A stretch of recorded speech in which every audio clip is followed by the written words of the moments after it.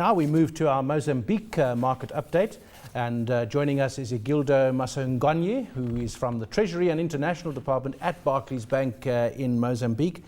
Good morning to you, and let's just give us the context again. Monetary policy is the issue. Central Bank of Mozambique intervening in the interbank market. So give us the context there and the meaning of it, Egildo. Good morning, David. Thank you very much for having the call once again. In fact, on the recent Monetary Policy Committee, the Central Bank have decided to keep the reference rate unchanged.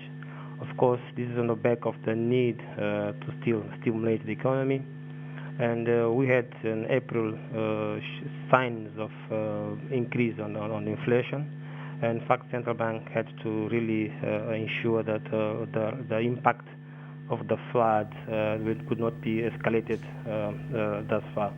So we see this intervention of Central Bank as it is concerned elsewhere in the world, that there's this need to support the development of the country. So we were not surprised on the decision of the Central Bank monetary policy. So we are still maintain a bullish view on the Mozambican growth performance for 2013. So Central Bank position is in line with this need also to keep supporting the economy. Also, they've maintained the required reserves ratio by 8%. What is the context there for Mozambique's reserves in the broader economy? Are they where they should be? This is a debatable situation. This for our view that the Central Bank uses the liquidity to ensure that the central banks, the commercial banks, do transfer the excess liquidity to the economy. So this needed to extend the credit economy. So since the central bank said to keep unchanged the reference rate as well as the required reserve ratio, it's also in line with that. The liquidity should be, of course, translated to the economy.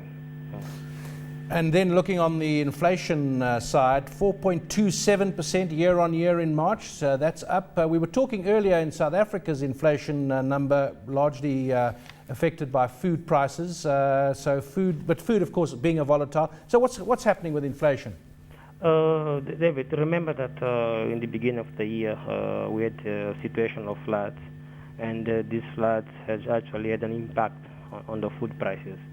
And again, we've seen that there was also pressure on the price and the inflation. So we take this as a sign that since the economic activity on the affected area were impacted. So now the March numbers, they slight down as compared to Feb, which means that there's a resume of the economic activity in Mozambique. And we know that Mozambique depends heavily on the imports coming from South Africa.